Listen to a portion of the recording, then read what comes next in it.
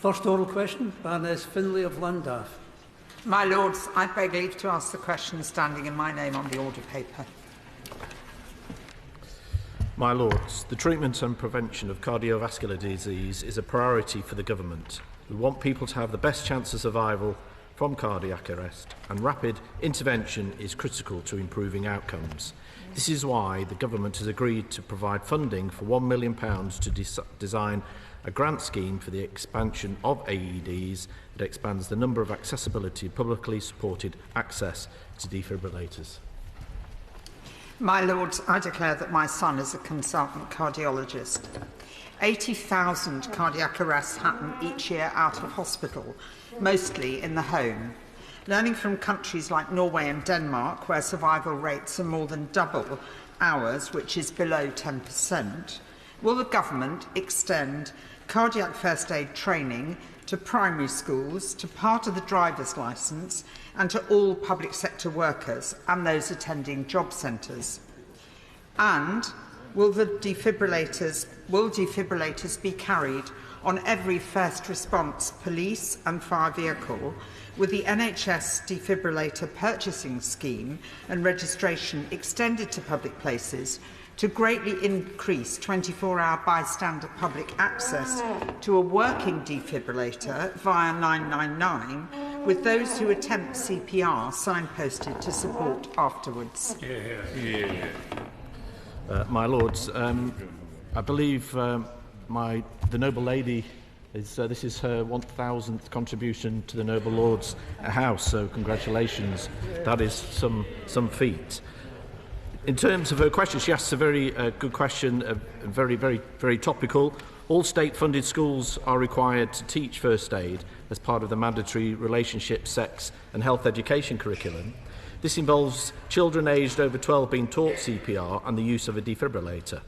To improve survival rates for out-of-hospital cardiac arrest cases, the NHS long-term plan sets out that a national network of community first responders and automated external defibrillators will help save up to 4,000 lives each year by 2028. NHS England are working with St John's Ambulance to increase the awareness of the importance of CPR in England. Learning from other countries, as the Noble Lady says, is exactly right, and it's very important that the NHS does learn from other countries in terms of its continuous improvement for the NHS. As regards to the first responder vehicles, including police and fire service, to carry defibrillators, I think this is a very good question, and I will take this to my colleagues in the Home Office. My Lords, I'm very glad the Minister said that this is a priority for the Government. But, my Lords, can I ask him to look at the UK out-of-hospital cardiac arrest outcomes project, which on current 2023 figures shows that the survival rate after 30 days in London is 11%, but the West Midlands is 5.3%. My Lords, will he call in the integrated care systems in the West Midlands to see what they're doing to improve? Because it's a very, very big discrepancy between those two rates. Noble Lord is very knowledgeable about the West Midlands, and I will certainly take that specific point back to the department. Thank you. My Lords, building on the Baroness Finlay's comments about the importance of defibrillators, the Noble Lord the Minister may be aware of a database called The Circuit, which has been set up by the British Heart Foundation and their partners so that people can register the defibrillators they have on their premises. And yet the project is far from complete. Could the Noble Lord the Minister tell us what the Government might do in order to encourage registration of defibrillators with that service and encourage the use of the associated consumer service defibfinder.uk? I'm most grateful to the Noble Lord, and as always, yes, searching questions on such matters. I've taken the time and trouble to look into the exact app. As regards to what the Government can do, he's already mentioned the British Heart Foundation. The Government is working closely with those individuals. The Noble Lords can download the DFib app to locate the nearest DFib registration into the circuit, and the defibrillators will appear on that app. So I encourage all organisations, sports clubs, community churches and so on and so forth to register for them to be on that app, and that's key. So having the DFib's one, having it on that app is another. My Lords, following the successful campaign to ensure all state-funded schools will receive defibrillators, for which many thanks to the Government, will my noble friend the Minister ensure that all public and private sector sport and recreation facilities are also mandated to have defibrillators on site with personnel trained to use them. Well, my noble friend raises a very good point, and he's exactly right to point out the DFE's programme, which is backed by £19 million of government support. And I can also say to the House that in June 2021, the then Sports Minister welcomed the Premier League's announcement of their new defibrillator fund, which will fund AEDs of thousands of football clubs and facilities across the country. Each grant recipient will receive all the training and support that the Noble Lord refers to. It's not just football, it's cricket, it's sports clubs that are required to do this throughout the nation. Many survivors of sudden cardiac arrests, unlike survivors from strokes or heart attacks, receive little or no follow-up care, although they may suffer from emotional, psychological and memory difficulties. Will the Noble Lord the Minister look at establishing a formal care pathway for cardiac arrest survivors and ensuring that an individualised post-cardiac arrest rehabilitation plan is available across all integrated care boards to everyone who needs it, including families and people who give CPR, many of whom suffer from anxiety, depression and post-traumatic stress? Well done. Noble Lord is exactly right. Surviving a heart attack is one thing, but it's the recovery both for the heart attack victim and indeed their families. So I'll take that point back to the department. My Lords, it's estimated that 999 call handlers and ambulance services don't have access to data on the whereabouts of tens of thousands of defibrillators, meaning emergency services can't direct bystanders to them in the event of a cardiac arrest while they wait for ambulance support.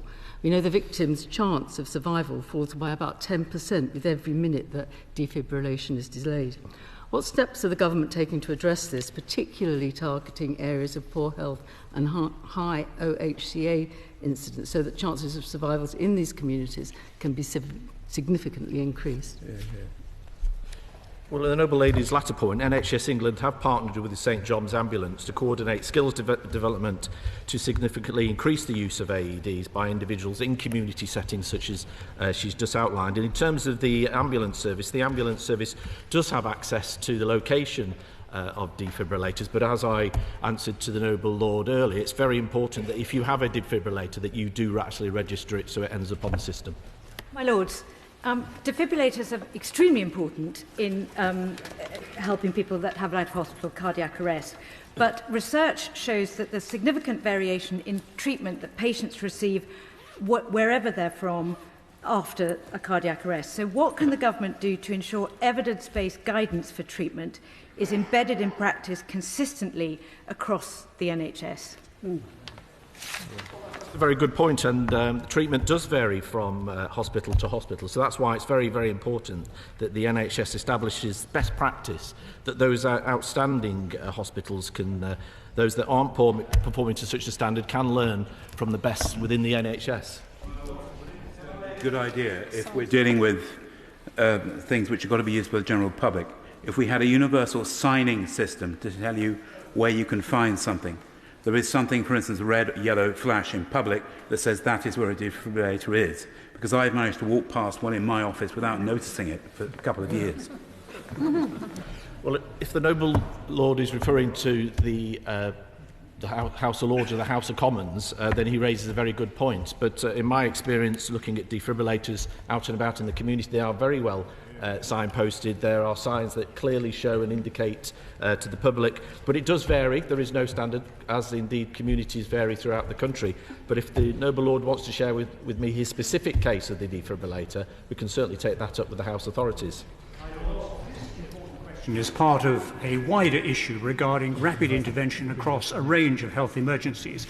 Stroke victims, for example, who are treated quickly have a much better recovery rate and suffer much less harm, and therefore place much less subsequent pressure on health and social services.